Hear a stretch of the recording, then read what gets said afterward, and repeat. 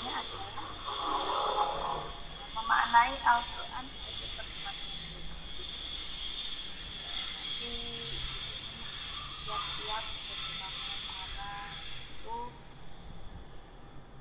trik-trik mungkin di Ustadz bagaimana kita memaknai Al-Quran itu dalam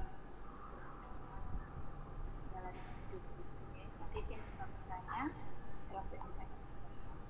Langsung saja waktu saya persilakan kepada Ustadz. Monggo Ustadz. Terima kasih. Assalamualaikum warahmatullahi wabarakatuh. Waalaikumsalam warahmatullahi wabarakatuh. Alhamdulillahilladzi arsala rasulahu rahmatan lil alamin wa ayyadahu bi syumusil anwari wal ma'adi wal yaqin. Fatadakkakat qad mahallat bidzalika tujah adyanul kafalti wal qalihin. Wassalatu wassalamu ala sayyidina Muhammadin wa ala alihi wa ashabihi wa alaina ajma'in. Amma ba'du.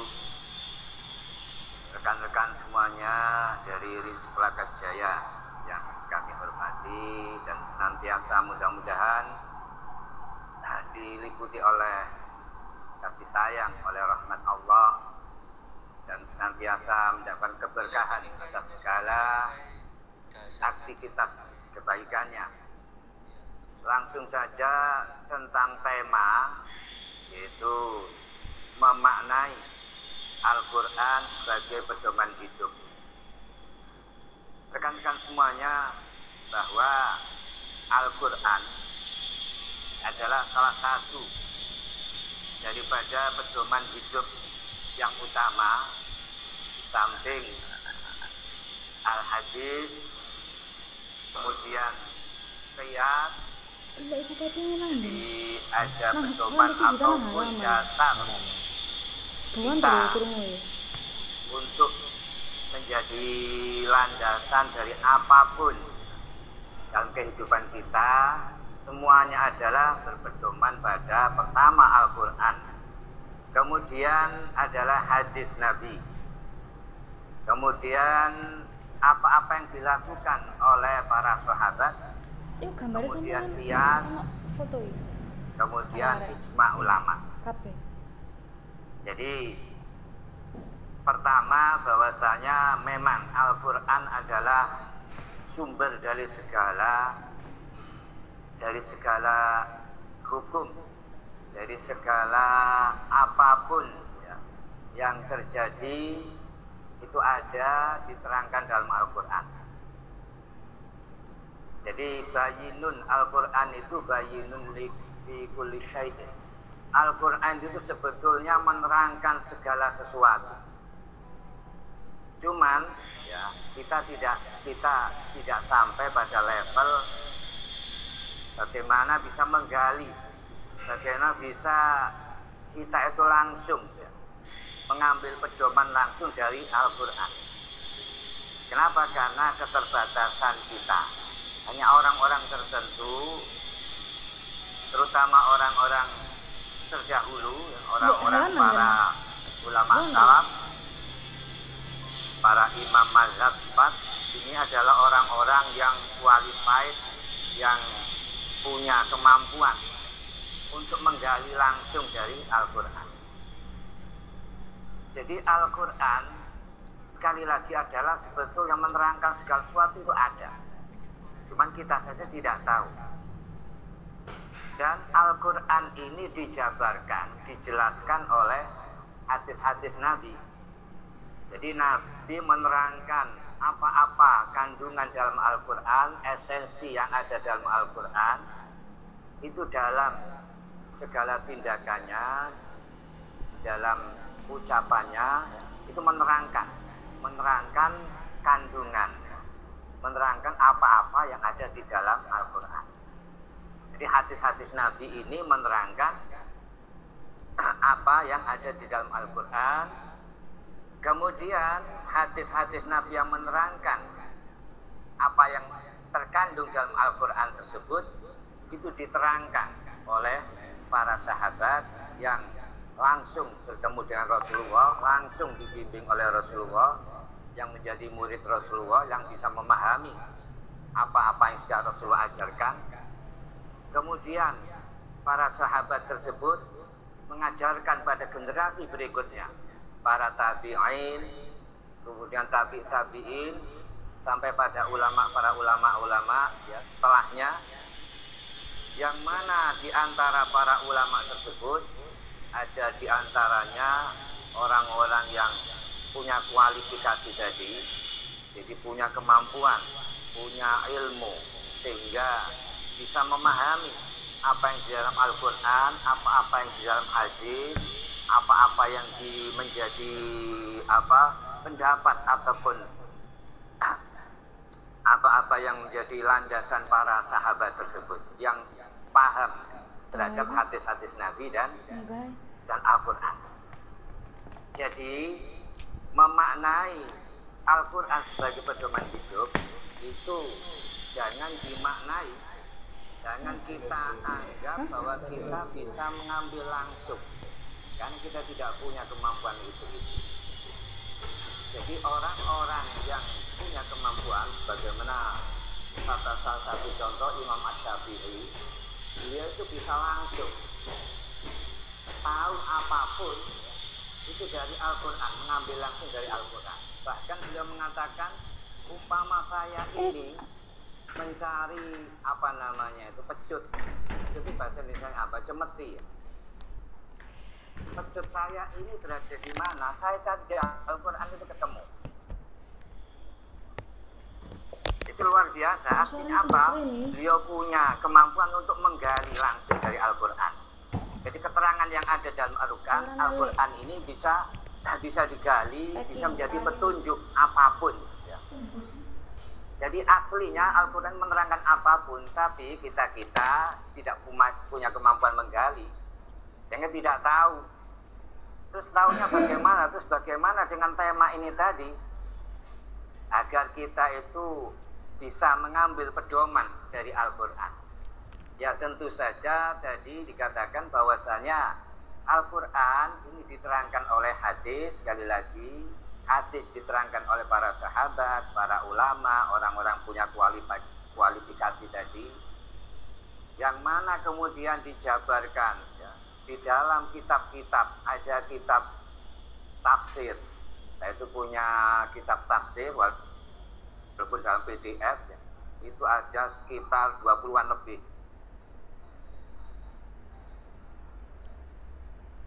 kitab dari Al-Quran dan hadis tadi.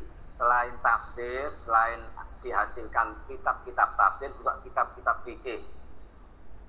Dalam ini juga di dalam HP saya ini juga ada, yaitu di dalam bentuk di PDF ada sekitar 90 lebih kitab-kitab fikih.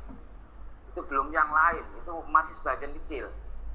Jadi diuraikan, digali di dalam Al-Quran, dalam hadis tadi, sehingga ditulis ribuan kitab-kitab, ribuan keterangan-keterangan yang banyak sekali, yang mana akhirnya kita bisa paham, ya, kita bisa mengaksesnya. Ya. Terlebih dahulu kita mengaksesnya dan kita paham. Tentunya untuk memahaminya maka perlu ya, ada beberapa tingkatan ya.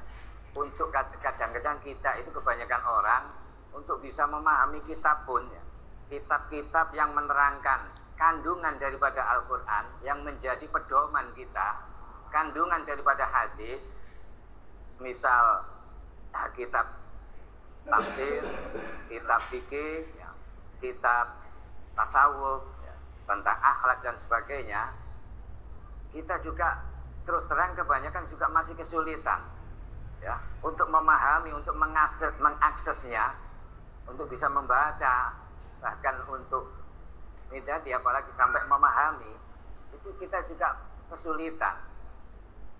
Oleh karena itu maka dengan tema ini ya, tema memaknai, kita juga perlu juga meluruskan yang dimaksud dengan memaknai pedoman hidup kita bersumber dalam Al-Quran dan juga dalam hadis, juga kaul para sahabat, kemudian kias, kemudian ijma, itu adalah sumber ya, semuanya dari kita berpedoman ya, dalam kehidupan kita. Landasannya adalah itu semua, yang mana induknya adalah Al-Quran.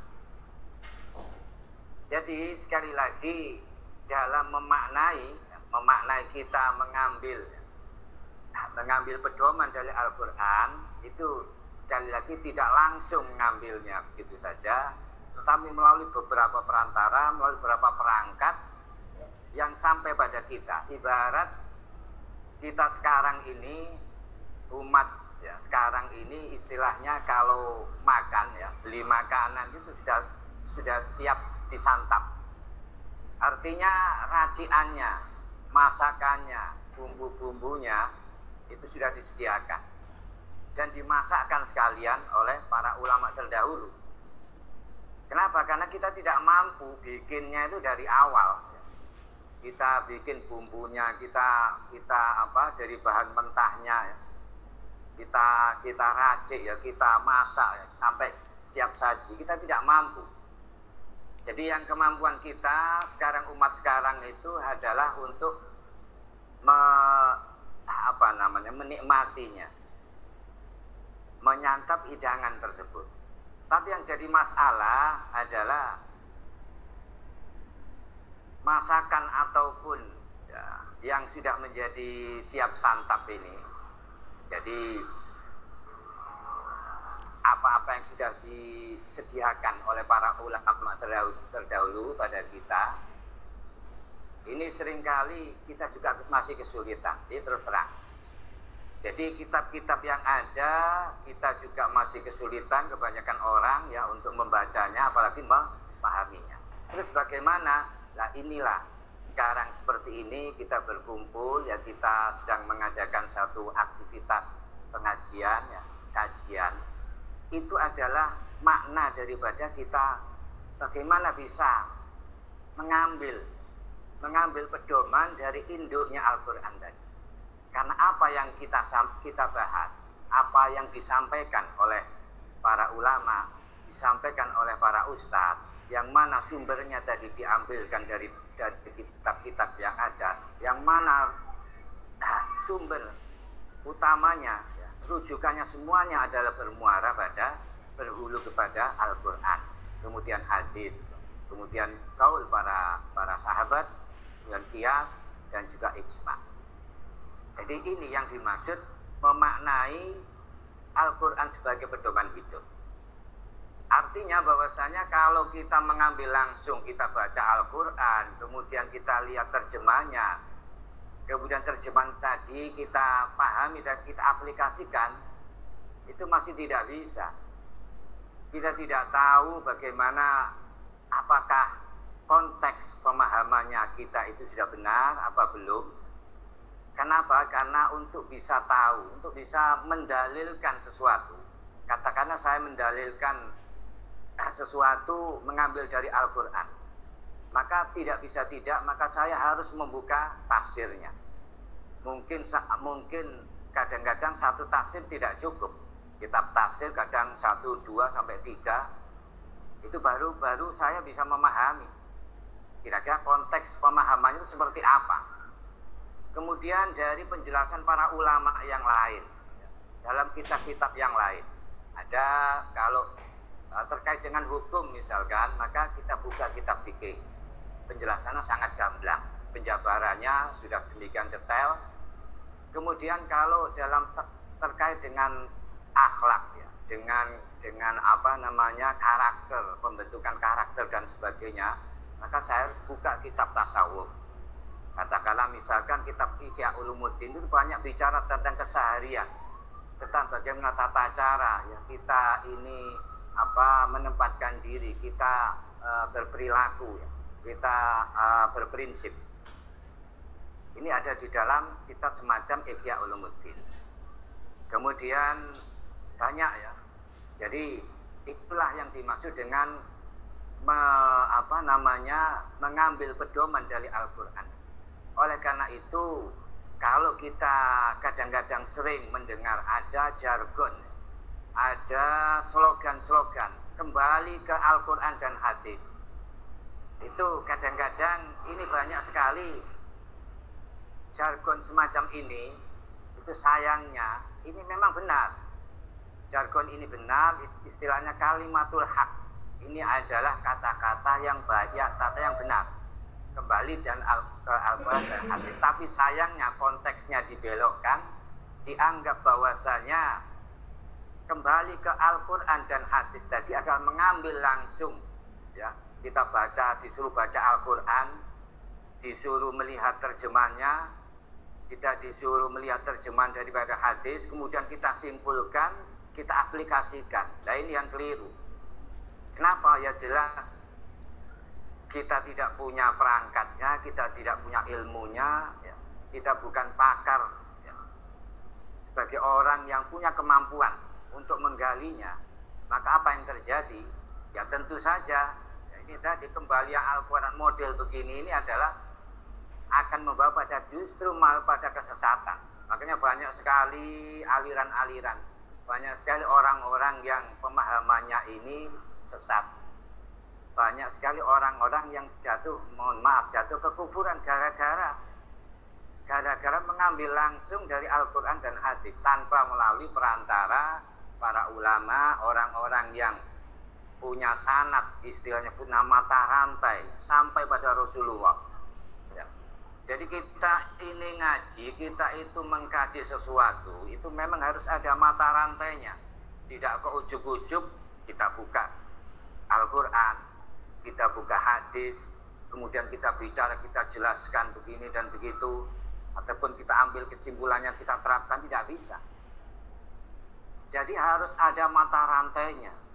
Jadi Rasulullah ini menjabarkan Al-Quran dan di dalam hadis, dalam ucapan beliau, dalam perilaku beliau, dalam praktek keseharian beliau, dan diajarkan pada para sahabat. Kemudian dari para sahabat pada tabi'in, kemudian tabi'in terus sampai pada para ulama, yang mana oleh para ulama tadi diabadikan, dikodifikasi dalam berbagai kitab-kitab agar bisa sampai pada generasi berikutnya, sampai terus oleh ulama di bawahnya, setelah ataupun setelahnya, ini terus disampaikan pada murid-muridnya sampailah pada kita.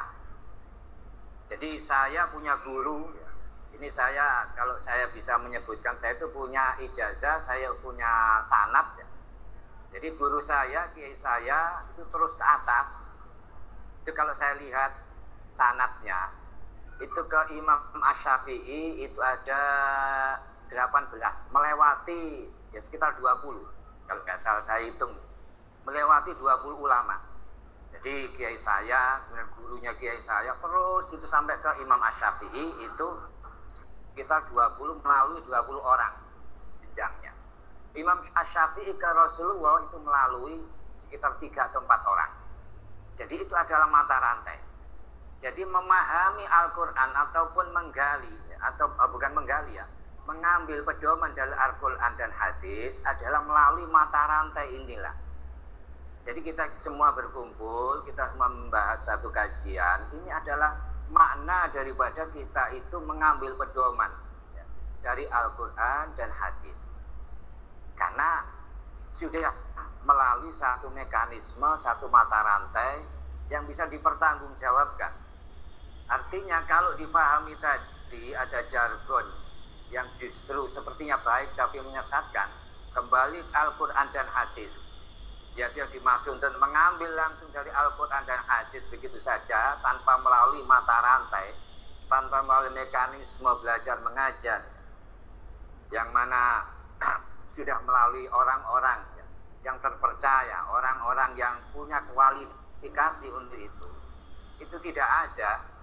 Maka yang terjadi adalah gurunya adalah setan. Makanya banyak terjadi orang-orang yang demikian itu pemahamannya sesat. Bahkan mohon maaf, kategorinya sampai jatuh pada kekufuran. Jadi ini. Jadi sekali lagi bahwasanya memaknai, ya, berpedoman, ya, pada Al-Quran dan hadis adalah, ini mohon maaf, pemadaman, ada pemadaman di rumah saya, jadi mungkin gelap. Jadi sekali lagi bahwa memaknai berpedoman pada Al-Quran dan hadis adalah sebagaimana kita sekarang. Kita sekarang ini berkumpul untuk membahas satu kajian, untuk membahas untuk menuntut ilmu, untuk belajar, sama-sama belajar. Inilah ya, makna yang sebenarnya daripada mengambil pedoman dari Al-Quran dan juga dari hadis. Jadi sekali lagi bahwa karena beda tentunya ya dengan orang-orang yang ada, memang orang yang bisa mengambil langsung dari Al-Quran dan hadis itu ada, tapi bukan orang-orang di zaman sekarang, tapi di zaman dulu, orang-orang para ulama salaf, orang-orang di era 300 tahun 300 tahun Hijriah ya. Itu tadi sebagaimana contoh adalah Imam Asy-Syafi'i. Imam Asy-Syafi'i ini sebagaimana tadi, sekali lagi bahwa beliau itu sampai bisa langsung mengambil dari Al-Quran dan hadis. Satu contoh, misalkan beliau tadi kehilangan pecut atau cemetinya, maka beliau itu mengambil Al-Quran, membaca Al-Quran, dan akan ditemukan keterangan di mana letak daripada cemeti itu. Jadi ada memang orang-orang yang demikian. Bahkan pernah satu ketika di era tahun berapa itu? Di era ketika reformasi, awal reformasi ya. Mungkin teman-teman banyak yang tidak menangi ya. Era di mana era reformasi awal-awal itu ada peristiwa-peristiwa. Ada peristiwa-peristiwa yang mana itu ada beberapa ulama ya yang bermimpi, yang mana mendapatkan ilham dari keterangan dalam Al-Quran. Jadi para ulama tersebut bermimpi bahwa akan ada kejadian-kejadian yang mana semuanya, beberapa ulama tadi bermimpi dalam sebuah surat, yang mana dalam sebuah surat tadi itu, dalam mimpinya tersebut itu ada keterangan bahwa terjadinya yang akan terjadi itu seperti ini ya. Seperti itu digambarkan di dalam surat Al-Quran itu tadi, tergambarkan di situ, dan itu ternyata benar terjadi. Yaitu ketika itu Pak Harto turun ya, lengser, kemudian berganti dengan pemerintahan ketika itu Pak Habibie, kemudian selanjutnya era reformasi tadi ya, nasib daripada bangsa Indonesia itu seperti apa, itu digambarkan dalam ayat itu tadi. Tapi beda lagi dengan Imam Asy-Syafi'i tadi, memang punya kemampuan. Dan ini tadi dari ilham ya, bukan dari kemampuan para ulama tersebut. Jadi ilham yang turun melalui mimpi ataupun juga melalui bisikan. Tapi kalau sekelas Imam Asy-Syafi'i memang bisa sekali lagi menggali langsung. Bahkan itu tadi, mencari cemetinya letaknya di mana, beliau membuka Al-Quran akan ketemu keterangan di mana letak cemeti tadi. Apalagi yang lain-lain tentang pedoman hidup, tentang bagaimana ya segala hal terkait dengan hukum, terkait dengan apapun itu beliau bisa menggali langsung. Nah, itu makanya kenapa kita ya sekarang ini istilahnya itu sering mendengar orang jargon-jargon tadi yang mengajak untuk kembali ke Al-Quran dan hadis, ternyata di balik itu ya, ada penyelewengan. Ternyata konteksnya sangat beda. Nah, ini harus kita pahami bahwasanya itu tidak benar. Jadi prinsip yang harus kita pegang kembali memahami ataupun memaknai, kita mengambil pedoman dari Al-Quran dan hadis adalah kegiatan seperti inilah. Ada mengambil pedoman dari di Al-Quran dan hadis. Karena induk dari apa yang kita bahas semuanya adalah bermuara ataupun berhulu kepada Al-Quran dan hadis. Dan itu melalui mekanisme yang sudah terjamin, ya, yang sudah istilahnya itu melalui sanad, mata rantai, ya, yang tidak terputus, melalui orang-orang yang punya kualifikasi sampai pada Rasulullah. Jadi makanya banyak aliran-aliran, banyak orang-orang yang kategorinya ini aliran sesat, ya, punya pendapat-pendapat yang nyeleneh, itu biasanya guru-gurunya, ya, itu tidak sambung ataupun mungkin otodidak.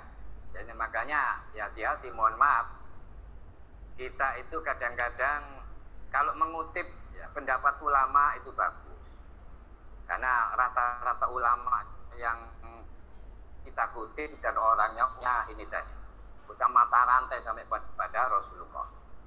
Tapi kadang-kadang ada orang yang mengutip langsung ini dari Al-Quran atau hadis, kemudian menjustifikasi sesuatu, ya, dari apa yang dia kutip tadi. Lah ini bahaya. Karena seringkali saya itu kadang-kadang juga sering, karena saya ada beberapa grup, ada beberapa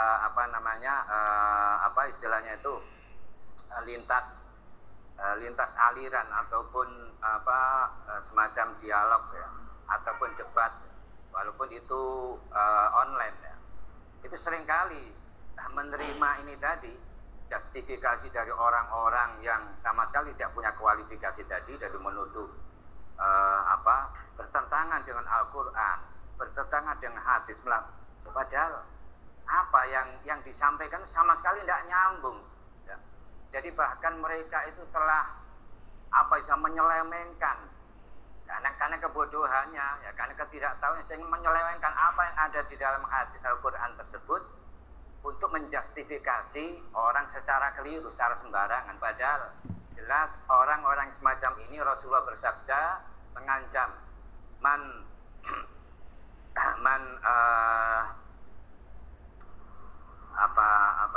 saya agak lupa, barang siapa, itu secara artinya saja, barang siapa yang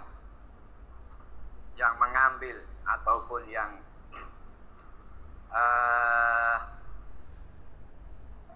jadi barang siapa yang mendalilkan, mengaku-ngaku, memperbohongkan aku, maka bersiaplah mengambil tempatnya di neraka. Man kadzdzaba alayya muta'ammidan falyatabawwa maq'adahu minan nar. Barang siapa yang memperbohongkan aku, maksudnya memperbohongkan aku apa? Mengaku-ngaku, ya, mengambil dalil, mengambil dari Al-Quran dan hadis secara serampangan tanpa dibekali dengan ilmu, kemudian menjustifikasikannya secara semaunya sendiri, maka bersiaplah. Berarti ini memperbohongkan Nabi. Nabi tidak pernah, ya, makna ataupun konteks seperti ini tidak pernah menerangkan, tidak pernah memberikan, ya, konteks makna penerapannya itu seperti ini, tapi oleh beberapa orang ini diselewengkan untuk menjustifikasi orang lain, untuk menyalah-nyalahkan orang lain, ataupun berpendapat mendalilkan pendapatnya, memperkuat pendapatnya tanpa disertai dengan ilmu tadi, sehingga ini bertentangan, sehingga dianggap memalsukan atau memperbohongkan Nabi. Nabi tidak memaksudkan demikian, maka Nabi bersabda, "Fal yatabawwa maq'adahu minan nar." Maka bersiaplah, ambillah tempatmu di neraka. Maka ini tadi dasar daripada kenapa kita itu harus punya mata rantai. Guru-guru, orang-orang yang punya mata rantai sampai Rasulullah. Karena ini tadi untuk menghindari jangan sampai apa yang kita ambil ini tidak jelas dasarnya mata rantai dari mana. Jangan-jangan orang yang kita ambil ilmunya adalah dari hasil otodidak. Sebab Nabi juga bersabda bahwa orang yang mengambil ilmu secara otodidak tanpa guru, tanpa melalui mekanisme ini tadi, mata rantai sampai pada Rasulullah, maka gurunya adalah setan. Karena banyak yang terjadi demikian.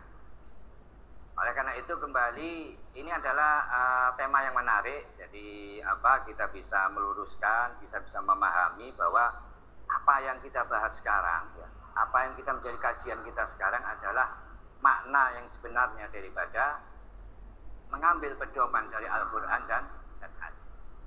Sampai di sini barangkali karena sudah 30 menit. Barangkali apa yang saya sampaikan itu mungkin masih ada beberapa hal yang masih belum jelas. Mohon teman-teman menanyakan. Barangkali ada yang kurang paham. Nah, mohon ditanyakan agar tidak ada salah pahaman, agar tidak ada hal-hal yang mungkin dianggap mungkin keterangan saya kurang dipahami sehingga menimbulkan salah persepsi atau bagaimana ya. Monggo jika ada pertanyaan.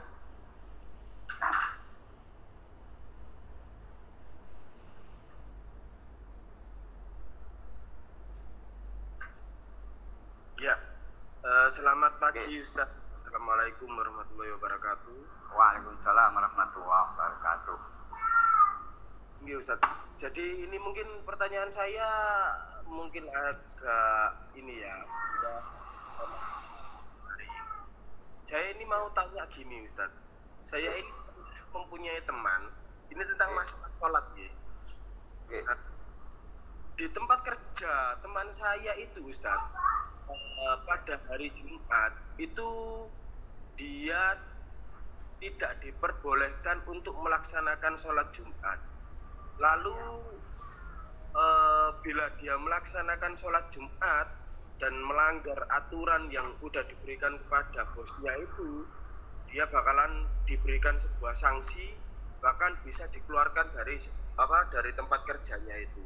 Nah, pertanyaan saya, teman saya ini kan menuruti aturan yang diberikan oleh bosnya. Kira-kira ini teman saya ini melakukan sebuah karena dia melakukan sholat Jumat tersebut. Cukup seperti itu Ustadz. Terima kasih. Waalaikumsalam warahmatullahi wabarakatuh. Ya, terima kasih atas pertanyaannya. Artinya bahwasanya berarti ini teman Anda ini melakukan kewajiban sholat Jumat yang mana bertentangan dengan aturan dari perusahaan atau tempat dia bekerja.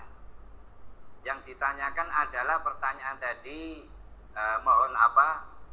yang ditanyakan ini apakah sikap ataupun apa yang harus dilakukan, ataupun apakah sikap seperti ini dibenarkan, misalkan tetap melakukan sholat Jumat ataupun mengikuti aturan perusahaan, ataupun juga plus pertanyaannya terus bagaimana jalan keluarnya.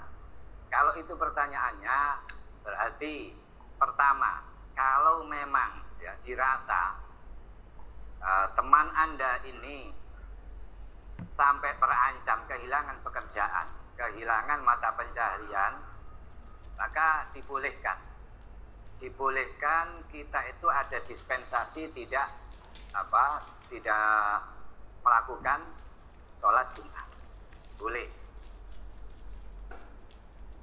tidak melakukan sholat Jumat karena dianggap ini bertentangan ya, karena tidak memungkinkan ya, bisa terancam dikeluarkan dari pekerjaannya, kehilangan mata pencaharian.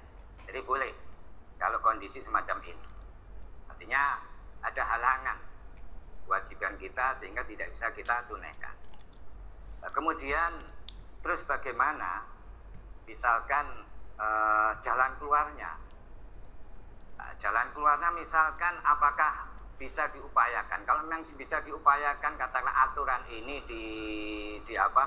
disesuaikan. Bagaimana agar yang muslim ini tetap bisa menjalankan, maka perlu diupayakan. Tapi sementara berarti kewajiban kita ini gugur ya, karena ada kendala ini tadi.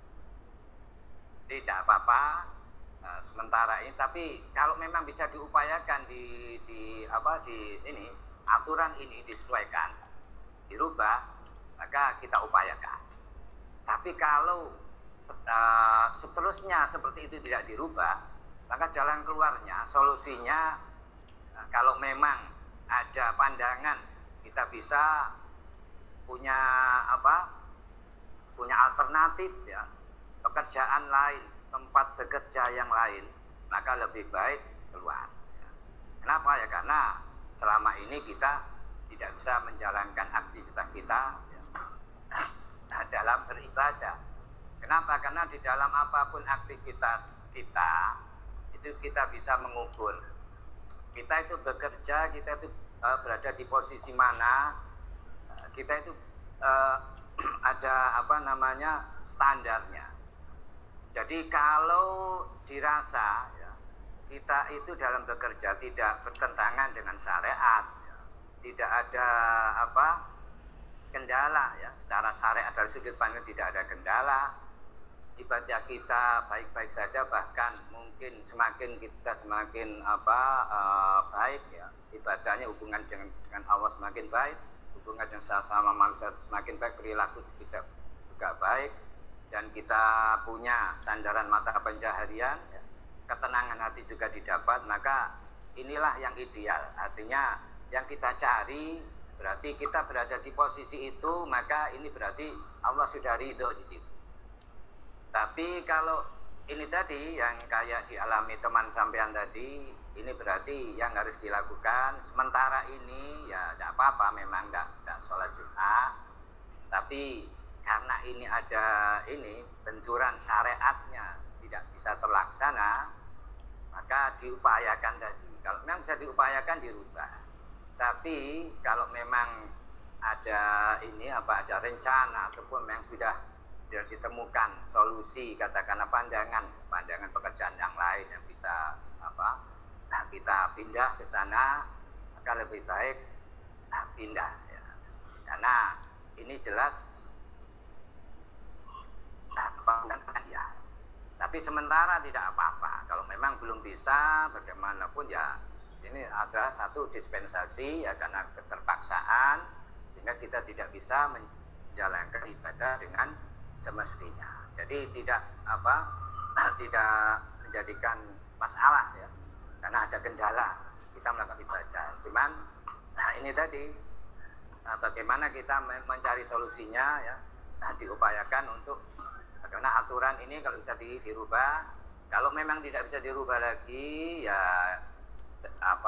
lebih baik mungkin kita mencari pandangan lain ya, mungkin walaupun itu harus ada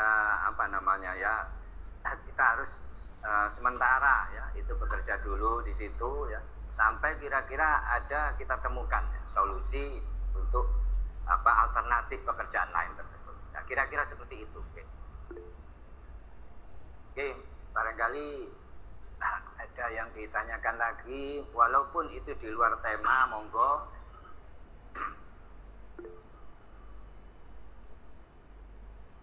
Ya, observasi. Assalamualaikum warahmatullahi wabarakatuh. Waalaikumsalam warahmatullahi wabarakatuh. Saya boleh nambah ya untuk pertanyaannya Mas. Oke, yang pertama yang mau saya tanyakan ulang, itu di luar negeri apa dalam negeri? Itu yang pertama. Oke. Kalau memang luar negeri ya saya nggak bisa nambahin, karena itu kan kita beda hukum ya secara negeri. Tapi kalau di dalam negeri sebenarnya itu sudah dijamin Ustaz di pasal 29 ayat 1 soal kebebasan. Jadi bukan cuma bebas, tapi kewajiban untuk menjalankan agama dari yang diperlukan. Jadi kebebasan untuk memeluk agama yang diakui negara kita, dan kebebasan untuk menjalankan kewajiban dari agama yang itu tidak harus dipenuhi, dan itu dijamin. Kalau sudah dijamin ya perusahaan itu benturan dengan negara, dan kita sudah melaporkan itu. Kalau memang itu sudah bagian dari ritme perusahaan itu, berarti perusahaan itu ketika melakukan hire atau rekrutmen kepada orang-orang itu ya sebenarnya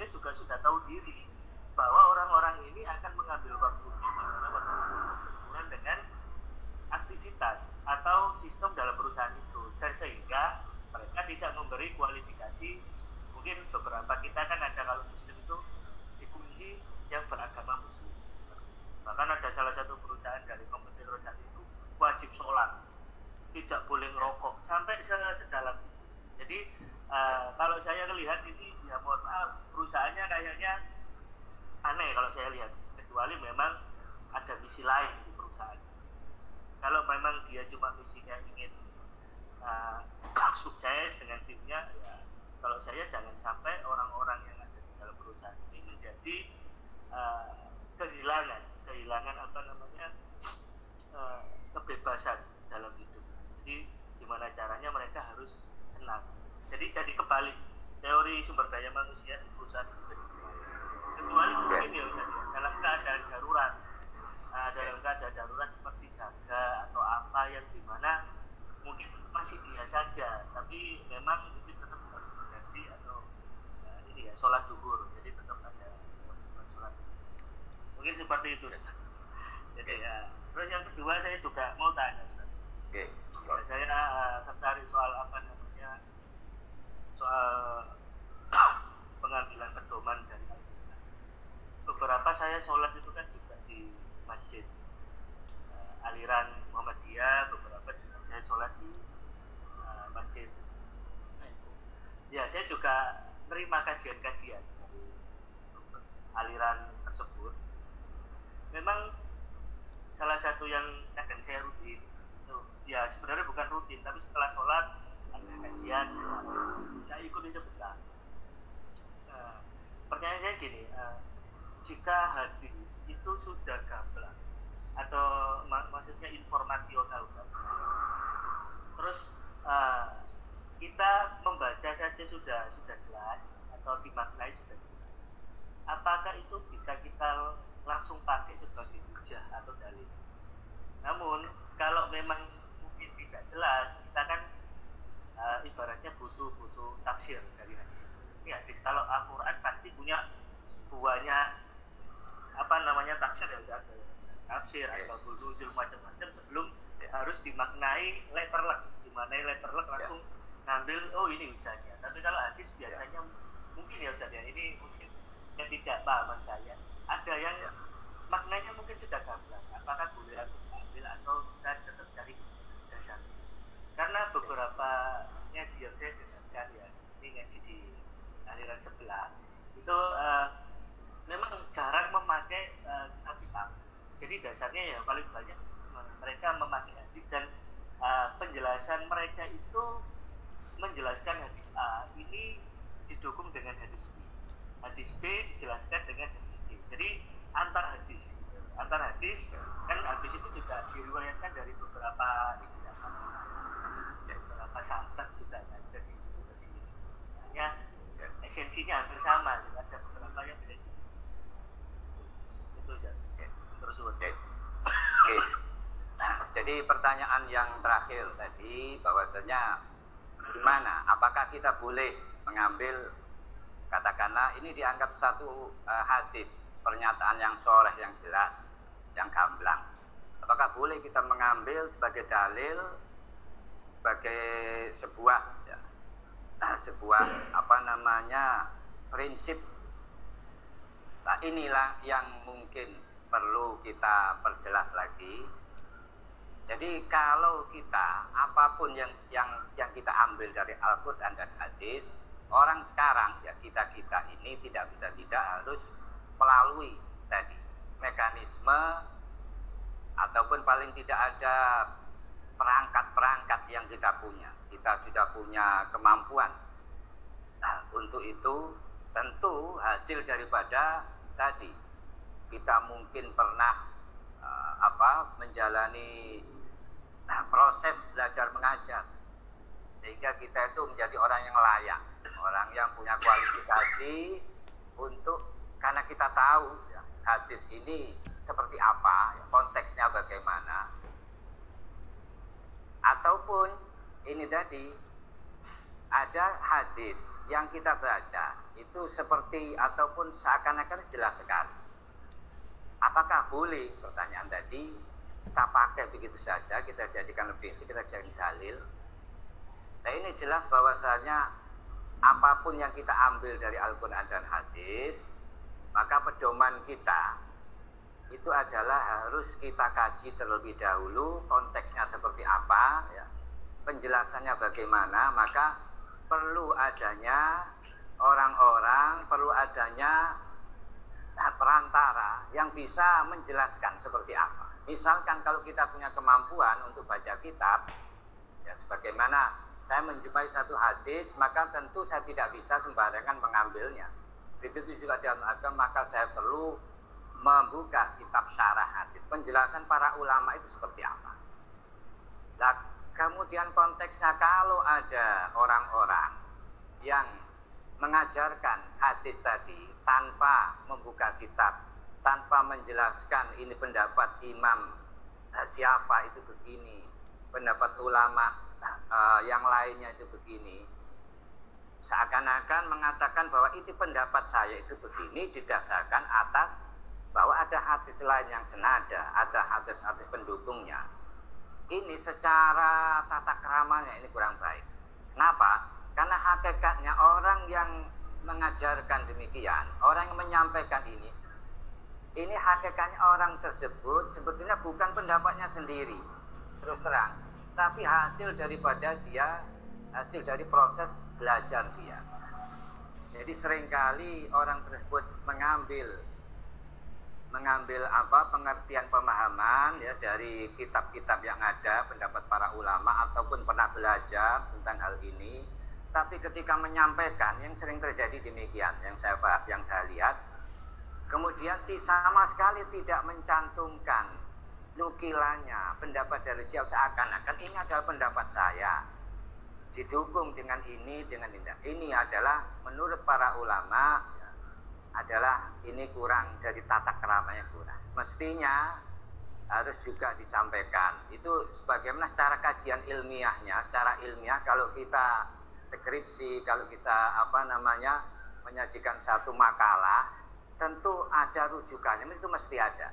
Tidak boleh kita mengatakan ini pendapat saya, ini adalah sebagai satu pemikiran, hasil pemikiran saya. Tidak bisa demikian, tentu harus dicantumkan, ya, para pendapat, rujukannya dari kitab mana, dari buku apa dan sebagainya.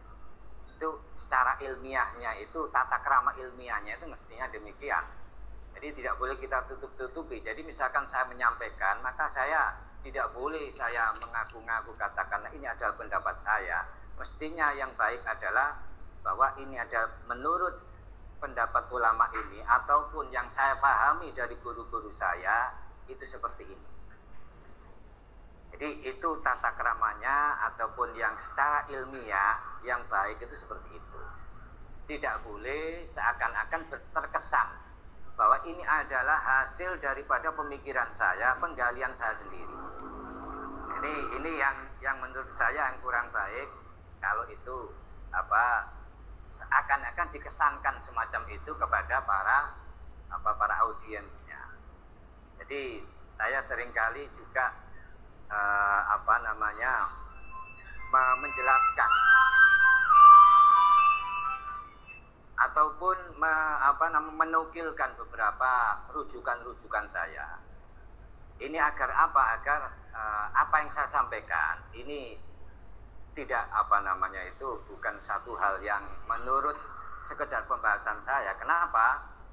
Karena tadi sekali lagi bahwa Nabi tadi memberikan ancaman bahwa orang yang berpendapat dengan pendapatnya sendiri, tanpa punya kualifikasi, tanpa punya mekanisme tadi, ya, mata rantai pemahaman yang benar, kemudian menukil begitu saja di luar dari konteksnya, ataupun seakan-akan mengaku-ngaku ini adalah, itu adalah tadi resikonya, ya, jika ini salah, maka falyatabawwa maq'adahu minan nar.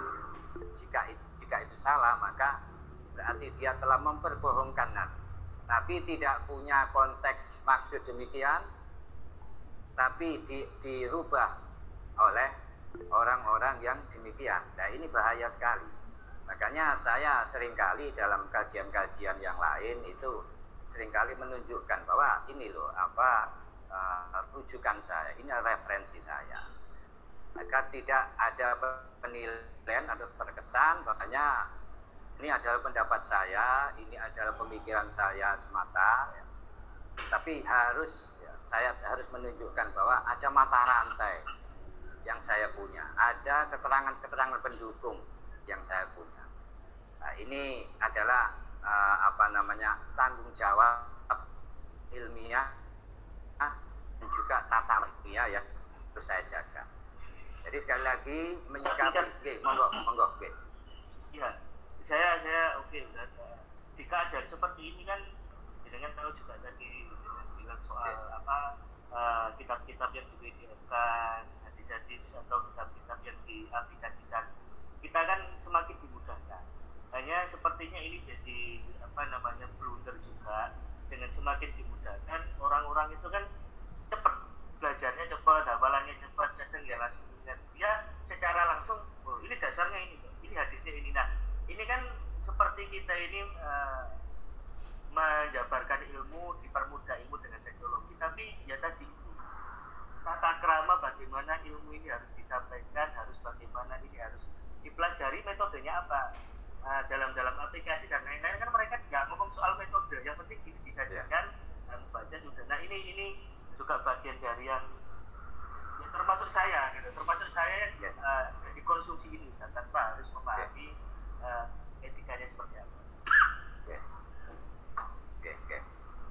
Oke, saya kira seperti itu, ya. Jadi mungkin masalah ini tata krama di luar kelompok kita itu seringkali demikian. Tapi saya tahu bahwa orang-orang tersebut itu punya latar belakang, ya, punya pendidikan, punya guru-guru. Ya sayangnya kok tidak cara tata etikanya mestinya ada itu disampaikan. Karena terkesan seakan-akan ini tadi kurang baik, ya, menunjukkan bahwa seakan ini adalah pendapat gitu.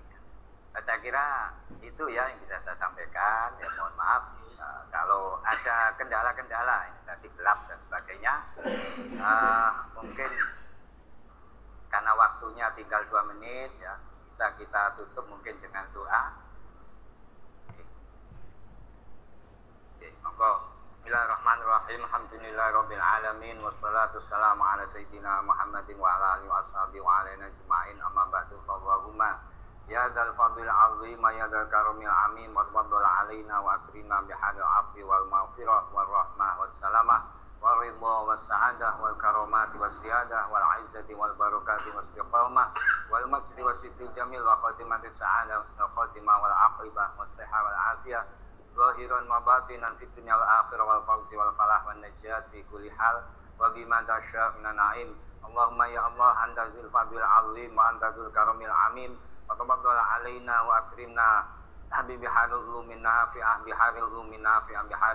nafi'ah wal a'malis salihatil maqbulah wal amwalil katsiratin nafi'atin ya ukhra wa darajatil ula wa bi husul jammatul bil hasanah awul silaikal qul mika bi jai habibika wa nabika sulkal karim sayyidina wa nabina syafi'ina bi iznika Muhammadin sallallahu alaihi wasallam. Rabbana hab lana min azwajina min dzurriyyatina qurrata a'yun waj'alna lil muttaqina imama. Rabbana zalamna anfusana wa illam taghfir lana wa tarhamna lanakunanna minal khasirin. Rabbana atina fid dunya hasanah fil akhirati hasanah wa qina azabannar. Wa sallallahu ala sayyidina Muhammadin wa ala alihi wasallam. Subhana rabbika rabbil izzati amma yasifun wa salamun mursalin walhamdulillahi rabbil alamin.